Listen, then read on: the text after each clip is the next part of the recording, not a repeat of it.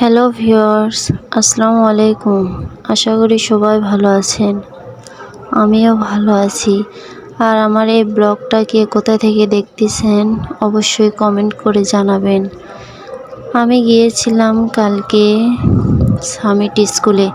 আমার এক ছোট ভাইয়ের ভর্তি পরীক্ষা ছিল। সে পরীক্ষা দিতে নিয়ে গিয়েছিলাম। কি আর বলবো, স্কুলটা তো অনেক করার, স্কুলটা তো অনেক ভালো। সবাই ইচ্ছে করে নিজের স্বপ্নের স্কুলে পড়বে, তাই তার ইচ্ছা পূরণ করার জন্য ভর্তি পরীক্ষা দিতে নিয়ে যাওয়া হয়েছিল।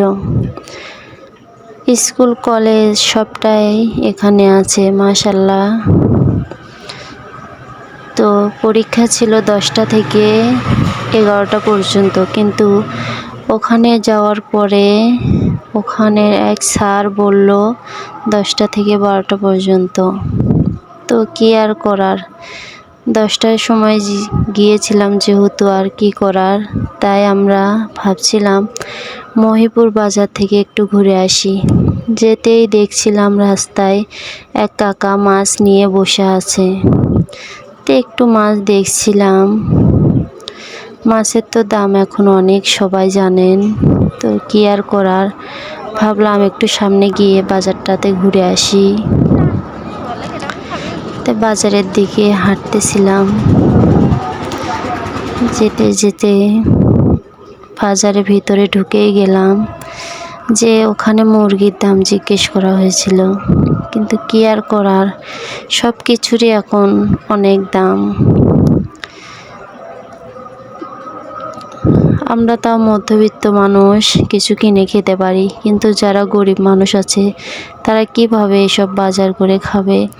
সবজিরও অনেক দাম। তো কি আর করার, আমরা ঘুরে ঘুরে দেখে বাইরে চলে গেলাম, বাজার থেকে বেরিয়ে গেলাম। বাজার থেকে বাইরে যেতে যেতে আর একটু ঘোরাঘুরি করলাম, হাঁটাহাঁটি করলাম। কি আর করব, 2 ঘন্টার সময় তো আর তাড়াতাড়ি যাবে না, তাই একটু ঘোরাঘুরি করলাম। তারপর মহিপুর বাজার থেকে বের হয়ে রাস্তা দিয়ে হাঁটতেছিলাম।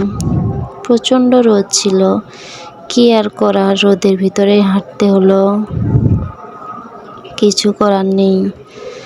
হাঁটতে হাঁটতে আমরা আবার সেই সামিট স্কুলে পৌঁছালাম। পৌঁছে এক ঘন্টার মতো বসেছিলাম। বসে থেকে অপেক্ষা করছিলাম কখন পরীক্ষাটা শেষ হবে। 2 ঘন্টা সময়, অত তাড়াতাড়ি তো আর যায় না।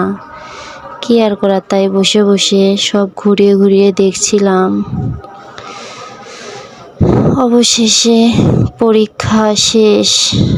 অবশেষে আমরা বাড়ি ফেরার জন্য অটোরিকশায় উঠে গেলাম।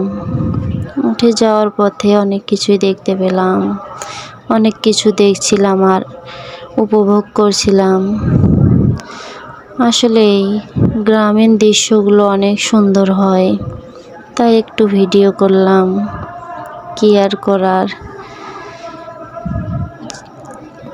অনেক দূর যাওয়ার পরে আমরা প্রায় বাড়ির কাছে এসেছিলাম, তাই ভাবলাম একটু ভিডিও করি। যেহেতু চারপাশটা অনেক সুন্দর ছিল, আর ছিল রোদ ঝলমলে। দেখতে দেখতে আমরা চলে আসলাম আমাদের বাড়ির দিকে।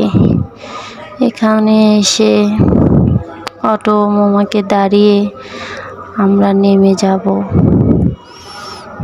এখানে একটা আন্টি উঠেছিল ওই অটোরিকশায়, সে আন্টিটা নেমে গেল। কি আর করার, আমরাও আমাদের বাড়ির গন্তব্যস্থলে এসে পৌঁছে গেছি। তাই আর বেশি দেরি না, সবাই আজকের ব্লগটা এই পর্যন্তই। আশা করি সবাই ভালো থাকবেন, সুস্থ থাকবেন। আল্লাহ হাফেজ। আর সবাই ভিডিওতে লাইক, কমেন্ট এবং শেয়ার করে পাশে থাকবেন।